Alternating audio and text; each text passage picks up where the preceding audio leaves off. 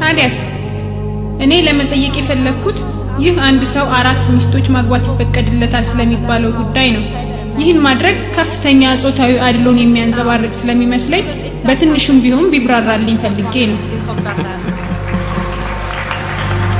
It's a little bit off the subject. ይህ ትንሽ ከርዕሱ ያፈነገጠ ጥያቄ ይመስለኛል። ሆኖም ሸህዲዳት ለጥያቄሽ ምላሽ የሚሰጡ እንደሆነ ልጠይቅ። ጥያቄሽ ትንሽ ከርዕሱ ውጪ ቢሆንም ለማብራራት ፈቃደኛ ሆነዋል።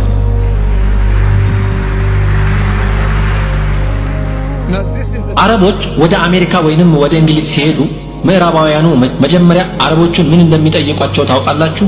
ከሳውዲ አረቢያ ነው የመጣኸው? አረቡም አዎ ሲለው ምን ያህል ሚስቶች ይኖሩ ይሆን ይለዋል። በአንድ ወቅት ሼህ አብዱል ከሪም ቢንላዲን የሚባል ጓደኛዬ ወደ አሜሪካ ሄዶ አሜሪካውያኑ እንደለመዱት ለመሆኑ ስንት ሚስቶች አሉ ሲሉት የሰጣቸው ምላሽ የሚከተለው ነበር። አብዱል ከሪም ቢንላዲን ለአሜሪካውያኑ እኔ እንኳን አንዲት ሚስት ነው ያለችኝ፣ ግን ደግሞ ይሄ ፖሊጋሜ ከአንድ ሚስት በላይ ማግባት መፍትሄ የሚሆነው ለኛ ሳይሆን ለእናንተ ነው። ህብረተሰባችሁን ዞር ብላችሁ ተመልከቱ። በሀገራችሁ አሜሪካ ሴቶች ከወንዶቻችሁ በቁጥር በ7.8 ሚሊዮን ይበልጣሉ። እያንዳንዱ ወንድ አሜሪካዊ ቢያገባ እንኳን 7.8 ሚሊዮን ሴቶች እድሜ ልካቸውን ባል አያገኙም ማለት ነው። እንደምናውቀው ደግሞ ሁሉም ወንድ አያገባም። ወንዶች ለምን እንደማያገቡ የተለያዩ ምክንያቶች ያቀርባሉ። ይሄ የታወቀ ነው። እኔ ባለፈው አንድ እድሜው 35 ዓመት የሆነ ወጣት አገኘውና አግብተሃል ወይ አልኩት። እስካሁን ድረስ እንዳላገባ ሲነግረኝ ችግርህ ምንድነው? ምን ሆኖ ነው ያላገባኸው? ጤና ትክክል ነው? ዶክተር እንዲያይ ትፈልጋለህ?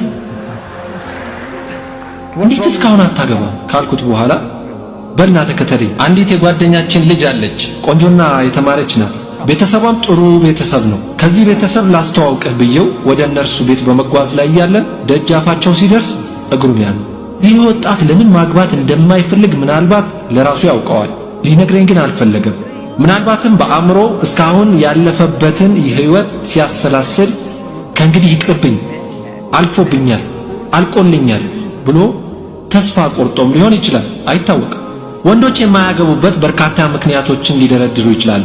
ሴቶች ግን ከዚህ ይለያሉ። ሴቶች በተፈጥሯቸው ጥበቃና ከለላን ስለሚፈልጉ ስነ ልቦናዊ ፍላጎታቸው ይህ ስለሆነ በአብዛኛው ባል እስከሆነላቸው ድረስ ማንንም ቢያገቡ ብዙ አይጨነቁም።